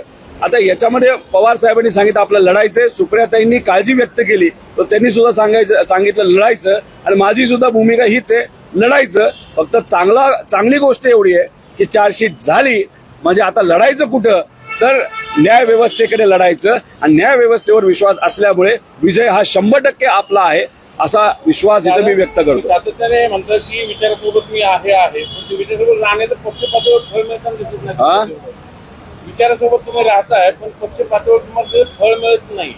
आता तुम्ही जर बघितलं तर पूर्वीपासून एक गोष्ट सांगितली जाते, आपल्या आजीली सुद्धा सांगितलेली आहे. एखादा मटका जर बनवायचा असेल तर त्याला आधी घडवलं जातं, त्याला तिथं कुठेतरी आगीत टाकलं जातं आणि मग तो मटका हा जास्त काळ त्या ठिकाणी राहतो. त्यामुळे मी गेल्या 6 वर्षात काय काय गोष्टी बघितलेल्या आहेत. म्हणजे आमदार झालो ते सुद्धा अशा ठिकाणावर जिथं बीजेपीचं वर्चस्व 25 वर्ष होतं, तिथं विकास मोठ्या प्रमाणात केला. सत्ता बघितली, सत्ता गेली, कोविड बघितला, ईडीची कारवाई बघितली, अजून बऱ्याच कारवाई माझ्या कारखान्यावर सुद्धा कारवाई झालेल्या बघितल्यात. त्यामुळे ही जी आग आहे ज्याच्यामुळे मी घडतोय, मला असं वाटतं मी योग्य पद्धतीने घडतोय. आणि कधी कधी असं म्हणलं जातं जे फार अनुभवी लोक असतात पवार साहेबांसारखे, ते काय सहजपणे काही गोष्टी आपल्या हातात देत नसतात. ते बघत असतात एखादा व्यक्ती हा खरंच त्या व्यक्तीची कुवत आहे का, त्या व्यक्तीची क्षमता आहे का. कदाचित पवार साहेब नाहीतर लोक नाहीतर अख्खा महाराष्ट्र बघत आहे की हा मुलगा लढतोय का पळून जातोय. मग मी त्यांना एवढंच सांगतोय की हा मुलगा मराठी माणूस आहे, खरा मराठी माणूस आहे, पळणारा नाही तर लढणारा आहे. दादा, तुम्ही सभागृहात गावकी आणि भावकीचं एक उदाहरण दिलं होतं सभागृहात. भावकीच्या व्यक्तीचं तुमच्याकडे लक्ष आहे का या प्रकरणामध्ये? या विषयाच्या बाबतीत त्या भावकीचं माझ्यावर लक्ष असेल अशी मी अपेक्षा सुद्धा करत नाही. फक्त ते सत्तेत आहेत, ते मंत्री आहेत, ते उपमुख्यमंत्री आहेत, त्यांच्या सह्यामध्ये हे निधीची ताकद आहे. त्यामुळे माझ्या मतदारसंघाच्या लोकांच्या वतीने मी त्या सहीला विनंती केलेली आहे, त्या पदाला विनंती केलेला आहे आणि त्या पदावर माझी भावकी असल्यामुळे त्यांना विनंती केलेलं आहे. गावकीचा म्हणजे ज्यांच्याबरोबर तुम्ही आहात त्यांचा तुम्ही विचार करता, विकास निधीच्या बाबतीत भावकीचा विचार करा, पण भावकीचा विचार फक्त निधीच्या बाबतीतला होता. या विषयाच्या बाबतीत ते त्यात खूप लक्ष घालतील असं मला वाटत नाही, कारण का त्यांचे पण अनेक विषय हे वेगळ्या पद्धतीचे असल्यामुळे ते म्हणतील तू तुझं लढ, मी माझं लढतो, असं मला वाटतं. सहकार्य करतील असं वाटत. अपेक्षा मी सुद्धा करत नाही आणि मी अपेक्षा त्यांच्याकडनं करणं हे चुकीचं आहे असं मला वाटतं. येऊ का बैठक आरती नाही का एवढी काय होती तुमची? सीएम येत म्हणून कधी आता येत. आइए बढ़ते अगली खबर की ओर। विधायक अनिल झा का दिल्ली सरकार पर अधिकार बोध का आरोप। विधायक अनिल झा ने कहा, जब कोई व्यक्ति सत्ता में आता है तो हमें देखना शुरू करते हैं कि कैसे उसका अधिकार बोध धीरे धीरे उसे प्रभावित करने लगता है। यह अधिकार बोध उसके निर्णय और कार्यशैली पर असर डालता है और मूल उत्तरदायित्व से ध्यान भटकाने लगता है। दिल्ली सरकार के मंत्री और मुख्यमंत्री के हाल पर कार्य इस बात का प्रमाण है। आदमी का जब सत्ता में आता है तो उसकी हनक किस प्रकार से धीरे धीरे धीरे धीरे उसका हनक के कारण से उसके मुख्य बिंदुओं से ध्यान भटकता है और सत्ता की हनक कैसे उनके दिमाग पे चढ़ती है, वह अब दिल्ली सरकार के मंत्रियों और मुख्यमंत्री के कार्यशैली को देख करके हमें जानकारी मिलती है और पता भी चलता है और महसूस भी होता है। ये कुछ ऐसा ही है जैसे अकाल में उत्सव मनाने की एक प्रक्रिया दिल्ली सरकार कर रही है।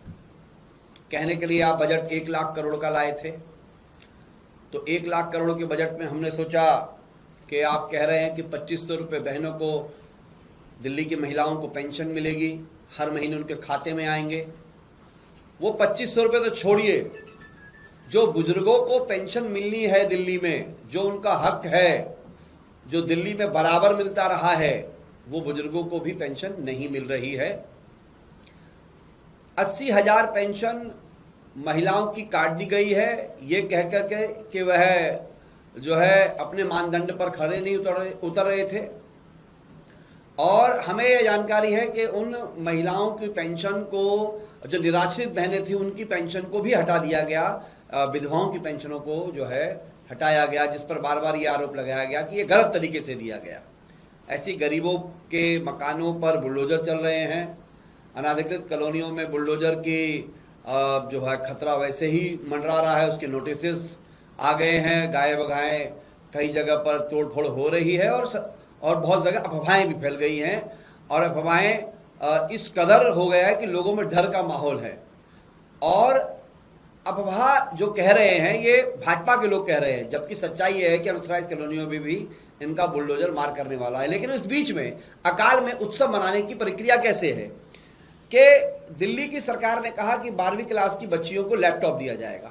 अब लैपटॉप तो मिला नहीं, पेंशन तो मिली नहीं, ऑटो वालों को जो उनको पैसों का देने का वादा किया था वो मिला नहीं, 50,000 नौकरी का वादा पूरा हुआ नहीं, जो डीटीसी के कर्मचारी थे उनका वादा पूरा हुआ नहीं। एमसीडी के अंदर जहां पर इनकी सरकार आई है, जो कई इंजीनियर जो 20-20 साल से कॉन्ट्रैक्ट पे हैं उनके लिए वादा किया था, उनको ये जो है परमानेंट करेंगे, वो वादा पूरा हुआ नहीं। आइए बढ़ते अगली खबर की ओर। दिल्ली के आरएमएल अस्पताल में तीसरा सफल हार्ट ट्रांसप्लांट। दिल्ली के आरएमएल अस्पताल में तीसरा सफल हार्ट ट्रांसप्लांट। दिल्ली के आरएमएल अस्पताल में शनिवार को एक 26 वर्षीय महिला का सफल हार्ट ट्रांसप्लांट किया गया। हमारे यहाँ पर शनिवार सुबह 26 साल की एक लेडी का हार्ट ट्रांसप्लांट हुआ, हृदय प्रत्यारोपण। वो लेडी शामली से बिलोंग करती हैं और काफ़ी अरसे से डायलेटेड कार्डियोमायोपैथी की मरीज थी, जिसके कारण उसको सांस फूलना, घर में अपना घर का रोज इनके दिनचर्या का काम ना करना, सांस फूल जाना और कमजोरी महसूस करना, ऐसी शिकायत चल रही थी। वो कार्डियोलॉजी डिपार्टमेंट के यहाँ पर दिखा रही थी, डॉक्टर नाथ, डॉक्टर शिवानी और डॉक्टर पुनीत अग्रवाल के पास। उसको हर तरह की दवाइयाँ दी गई, इनफैक्ट उसको पेसमेकर भी लगाया गया जिससे कि उसको कुछ आराम मिले। तो उसके सब सारी जब ट्रीटमेंट मोडालिटीज फेल हो गई तो उसको हमारे यहाँ रेफर किया गया कि हार्ट ट्रांसप्लांट के लिए उसको एनरोल किया जाए। हमने उसको एनरोल किया नोटों में, और उसकी लक की बात है कि उसके एनरोल करने के कुछ दिनों में ही हमें एक ऑर्गन मिल गया। ब्रेन डेड पेशेंट था चंडीगढ़ में, PGIMR में, 22 साल का लड़का जिसको हेड में ट्रॉमा था और ब्रेन डेड डिक्लेयर हुआ था, और उसके पेरेंट्स ने, उसकी फैमिली ने कंसेंट दिया कि उसके ऑर्गन्स डोनेट करने के लिए वो राजी हैं। तो उनके उस दान से वहाँ से लिवर भी गया, किडनी भी गई, पैंक्रियास भी गया, और हार्ट हमारे को अलॉट हुआ।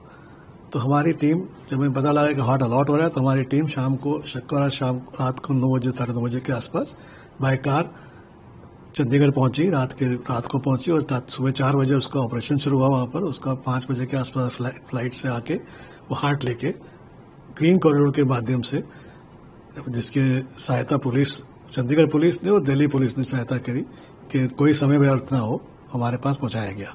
हार्ट ट्रांसप्लांट में एक जरूरत है कि जो हार्ट निकालते और हार्ट लगने में 4 घंटे के अंदर हो जाना चाहिए, नहीं तो वो हार्ट का फंक्शनिंग खफा कर जाता है। तो इसको हम मद्देनजर रखते हुए हमने सुबह 5 बजे अपना पेशेंट, जो लेडी है उसका ट्रांसप्लांट हुआ, उसको हमने OT में ले लिया और उसका ऑपरेशन शुरू कर दिया। जैसे ही वहां से ऑर्गन आया, हार्ट आया चंडीगढ़ से, हमने उसका पुराना ऑर्गन निकाल के दूसरा ऑर्गन लगा दिया। उसके बाद जो प्रक्रिया हुई हार्ट के ऑपरेशन में, 1 बजे के आसपास पेशेंट को हमने, हार्ट अच्छे से काम कर रहा था, उसको मद्देनजर रखते हुए उसको ICU में शिफ्ट किया। और शाम को, उसी दिन शाम तक हार्ट क्योंकि अच्छा से काम कर रहा था, उसको शाम को हमने वेंटिलेटर से भी निकाल दिया, और मरीज इस समय ICU में नॉर्मल खाना भी खा रहा है, बात कर रहा है, और ICU में चल रहा है। अब जो प्रक्रिया होती है इस ऑपरेशन के बाद, हमें ध्यान रखना पड़ता है कि कोई इन्फेक्शन ना हो, इसलिए मरीज को हम आइसोलेशन में रखते हैं, क्योंकि हमें कहीं दवाई देनी पड़ती है, इम्यूनोसप्रेसिव मेडिकेशन, जिससे इन्फेक्शन का डर होता है। इससे बचाव हो जाएगा तो उसकी जिंदगी में बहुत बड़ा बदलाव आ जाएगा, उसको हर तरह की एक्टिविटी कर सकती है। और ये हमारे अस्पताल का तीसरा हार्ट ट्रांसप्लांट है। पहला ट्रांसप्लांट हमने 2022 में किया था। वो लेडी अभी तक इस समय जो घर का काम भी नहीं कर पाती थी, इस समय वो उबर की गाड़ी चलाती है 12 घंटे। तो इतना चेंज आ जाता है आदमी की जिंदगी में कि उसका नया हार्ट लगने पे रोग से दूर हो जाते हैं, बच्चों की देखभाल कर सकते हैं, घर का काम कर सकते हैं, इनफैक्ट अपने आप को सेल्फ सफिशिएंट बना सकते हैं। तो एक ऐसा हृदय प्रत्यारोपण एक ऐसा इलाज है जो इस समय हम सरकारी अस्पताल में भी दे पा रहे हैं मरीजों को, बहुत ही फ्री, नियरली फ्री करा रहे हैं। दवाइयां भी सरकार दे देती है उनको। तो ये बहुत बड़ा अचीवमेंट है पूरे इंडियन सेंट्रल गवर्नमेंट का, कि गवर्नमेंट हॉस्पिटल में भी उन्होंने इतनी हमें काबिल बनाया है गवर्नमेंट हॉस्पिटल को, कि हमें ये सुविधा करीब मरीजों तक पहुंचा पाए। आइए बढ़ते अगली खबर की ओर। मुख्यमंत्री योगी बोले, हर नागरिक को मिले बेहतर इलाज। लखनऊ के किंग जॉर्ज मेडिकल यूनिवर्सिटी परिसर में उत्तर प्रदेश के मुख्यमंत्री योगी आदित्यनाथ ने कई महत्वपूर्ण स्वास्थ्य परियोजनाओं का उद्घाटन और शिलान्यास किया। इन परियोजना का उद्देश्य राज्य में स्वास्थ्य सेवा ढांचे का सुदृढ़ बनाना है। मुख्यमंत्री ने अपने संबोधन में कहा कि सरकार का लक्ष्य है कि हर नागरिक को सुलभ और सस्ती आधुनिक चिकित्सा सुविधा उपलब्ध कराई जा सके।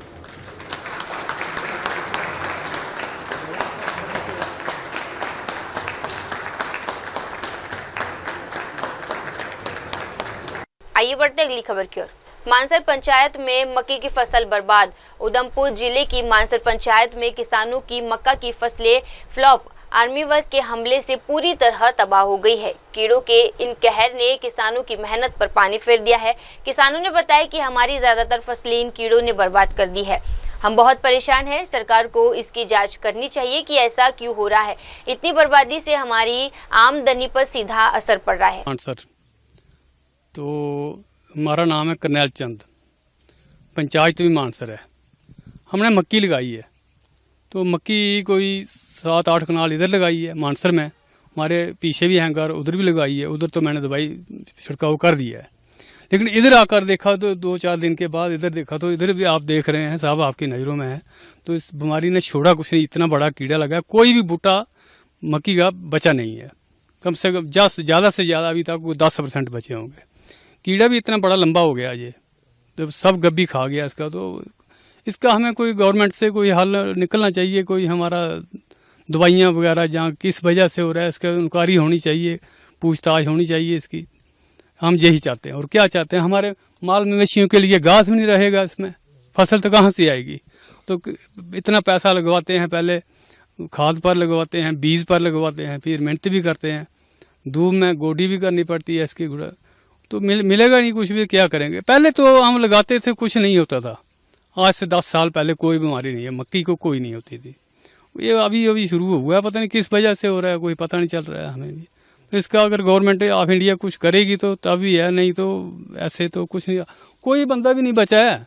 ये आसपास के जितने भी देखेंगे आप किसान, जिन्होंने काम किया है, हम देख रहे हैं, सारे दुकान पे आते हैं, बोलते हैं भाई कीड़ा बहुत लगा है इस बार, क्या करें क्या नहीं करें। दवाई शवाई भी छिड़काव कर रहे हैं हम। उधर पीछे पहले मैं छिड़काव किया है, कोई 2 कनाल जगह उधर मेरी मक्की लगाई है, तो कुछ फर्क पड़ा है उधर। जिसको कीड़े को लगी है ये दवाई, उसको खत्म ही हुआ है। टीम बनाई जाए, पर इतनी बीमारी लगेगी तो हम क्या करेंगे। दवाइयों में ही हो जाएगा, बीज में ही हो जाएगा, जो हमें मिलेगा नहीं, उससे ज्यादा हमारा खर्चा हो जाएगा। आइए बढ़ते अगली खबर की ओर। बेटी बचाओ बेटी पढ़ाओ सिर्फ नाम के लिए, बोले सौरभ भारद्वाज। ओडिशा में एक कॉलेज छात्र की दर्दनाक मौत ने एक बार फिर महिला सुरक्षा पर सवाल खड़े कर दिए हैं। जानकारी के मुताबिक छात्रा ने अपने एक प्रोफेसर द्वारा कथित यौन उत्पीड़न से परेशान होकर खुद को आग लगा ली थी, जिसके बाद दिल्ली में इलाज के दौरान उसने दम तोड़ दिया। इस घटना पर आम आदमी पार्टी के वरिष्ठ नेता और दिल्ली सरकार के मंत्री सौरभ भारद्वाज ने बीजेपी पर निशाना साधा है। भारद्वाज ने कहा कि पिछले कुछ सालों में ये देखने को मिला है कि जिन राज्यों में बीजेपी की सरकार है, वहां महिलाओं के खिलाफ अपराध में लगातार बढ़ोतरी हुई है। उन्होंने ये भी आरोप लगाया कि महिलाओं को न्याय मिलने की उम्मीद भी खत्म होती जा रही है। देखिए, ये पिछले कुछ सालों में देखा जा रहा है, जहाँ जहाँ भारतीय जनता पार्टी की सरकार है, वहाँ पे महिलाओं के साथ जुल्म तो बढ़ ही रहे हैं, उनको न्याय मिलने की उम्मीद भी धीरे धीरे खत्म हो रही है। कुलदीप सिंह सेंगर के मामले में हमने देखा कैसी पूरी भारतीय जनता पार्टी उनके लिए तिरंगा यात्रा निकाल रही थी। जम्मू के कठुआ में हमने देखा 8 साल की लड़की के साथ बलात्कार हुआ, भारतीय जनता पार्टी के नेताओं ने तिरंगा यात्रा निकाली। ब्रिजभूषण सिंह के मामले में हमने देखा ओलंपियन पहलवान लड़कियों को जंतर मंतर पर बैठना पड़ा, तब जाके FIR दर्ज हुई सुप्रीम कोर्ट द्वारा, और उसमें भी कुछ नहीं हुआ। इस तरीके के मामलों से ऐसा लगता है बेटी बचाओ बेटी पढ़ाओ सिर्फ भाषण है, एक खोखला नारा है। असलियत में बेटियों को बचाने के लिए सरकारों को जो करना चाहिए वो नहीं करा जा रहा। तो शुभांशु शुक्ला आज भारत लौटेंगे, लखनऊ में उनके घर पर सभी उत्सुकता से इंतजार कर रहे हैं। देखिए, व्यक्तिगत तौर पे शुक्ला जी को बहुत बहुत बधाई, मगर ये एक दुर्भाग्य है देश का कि आज 2025 में जब हम विश्व गुरु बनने की बात कर रहे हैं, तो एक प्राइवेट कंपनी के और अमेरिकी कंपनी के नासा और स्पेसएक्स के स्पेसशिप में भारत सरकार को 500 करोड़ रुपए दे के उसके अंदर एक सीट खरीदनी पड़ी कि साहब हमारा भी एक आदमी जो है यहाँ जाए।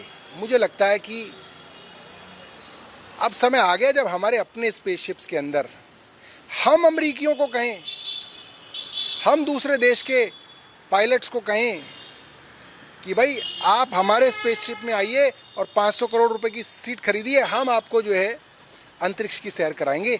ये समय अगर आता तो मैं देश की सरकार को भी बधाई देता। आइए बढ़ते अगली खबर की ओर। पंजाब विधानसभा में बेअदबी विधेयकों को मंजूरी। पंजाब विधानसभा के विशेष सत्र में एक अहम फैसला लिया गया है। पंजाब कैबिनेट ने धार्मिक ग्रंथों की बेअदबी से जुड़े विधेयकों को मंजूरी दे दी है।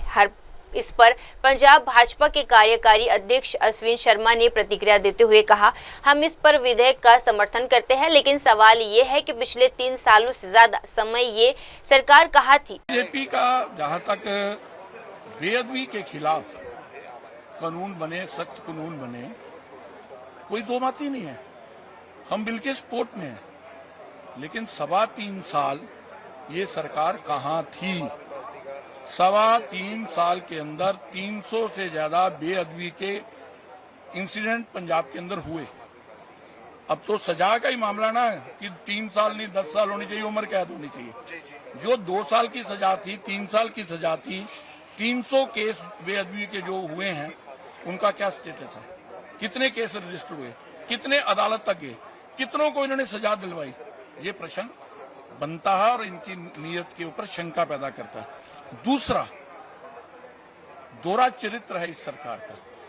याद करिए 2016 के अंदर मलेरकोटला में बेअदबी का मामला आया, जिसमें इनके एक एमएलए नरेश यादव भी थे। उनके एफआईआर दर्ज हुई, उनके खिलाफ सबके केस चला। निचली अदालत ने 2 लोगों को सजा दी, नरेश वहां से बरी हुए।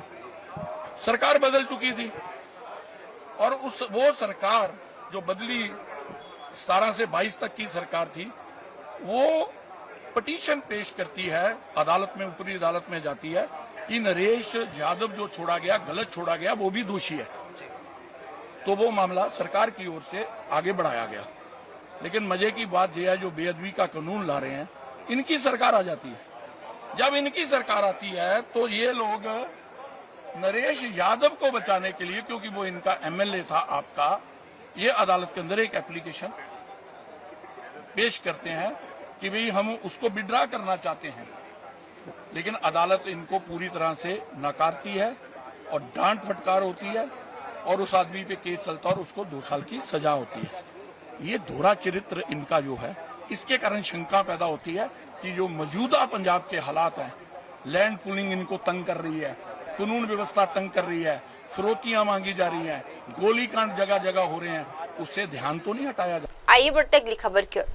बचुल आंदोलन अब आम लोगों का संघर्ष। दिल्ली में बचुल कार्यकर्ता और प्रमुख मानवाधिकार आवाज अहम कर मुखिस्तान ने बचुल आंदोलन को लेकर बड़ा बयान दे दिया है। उन्होंने कहा कि ये आंदोलन अब सिर्फ अभिजात वर्ग का नहीं रहा, बल्कि इसमें मध्य और निम्न मध्य वर्ग के युवा भी संगठित होकर हिस्सा ले रहे हैं। ये मेरी उम्मीद से परे है। हमारे लोग, विशेष रूप से मध्य वर्ग और युवा, कितनी मजबूती से संगठित होते रहे हैं। It is beyond my own expectation how our people, the youth from the middle classes, from the lower middle classes, they got organized. In the past, it was the elite who were leading the Baluch movement. You see, from the 1948 movement to 1960, just 65 years ago, exactly 1 day's short, July 15, 1960, they took down, you see, 7 of our bravest sons of Baluchistan. They were, we call them all collectively, sons of Nawroz Khan, Nawab Nawroz Khan Zarakzai. He was the most prominent tribal leader of his time. And they promised him, please come, we want to talk to you, we want to make peace. And they showed the Quran, they put their hand on the Quran.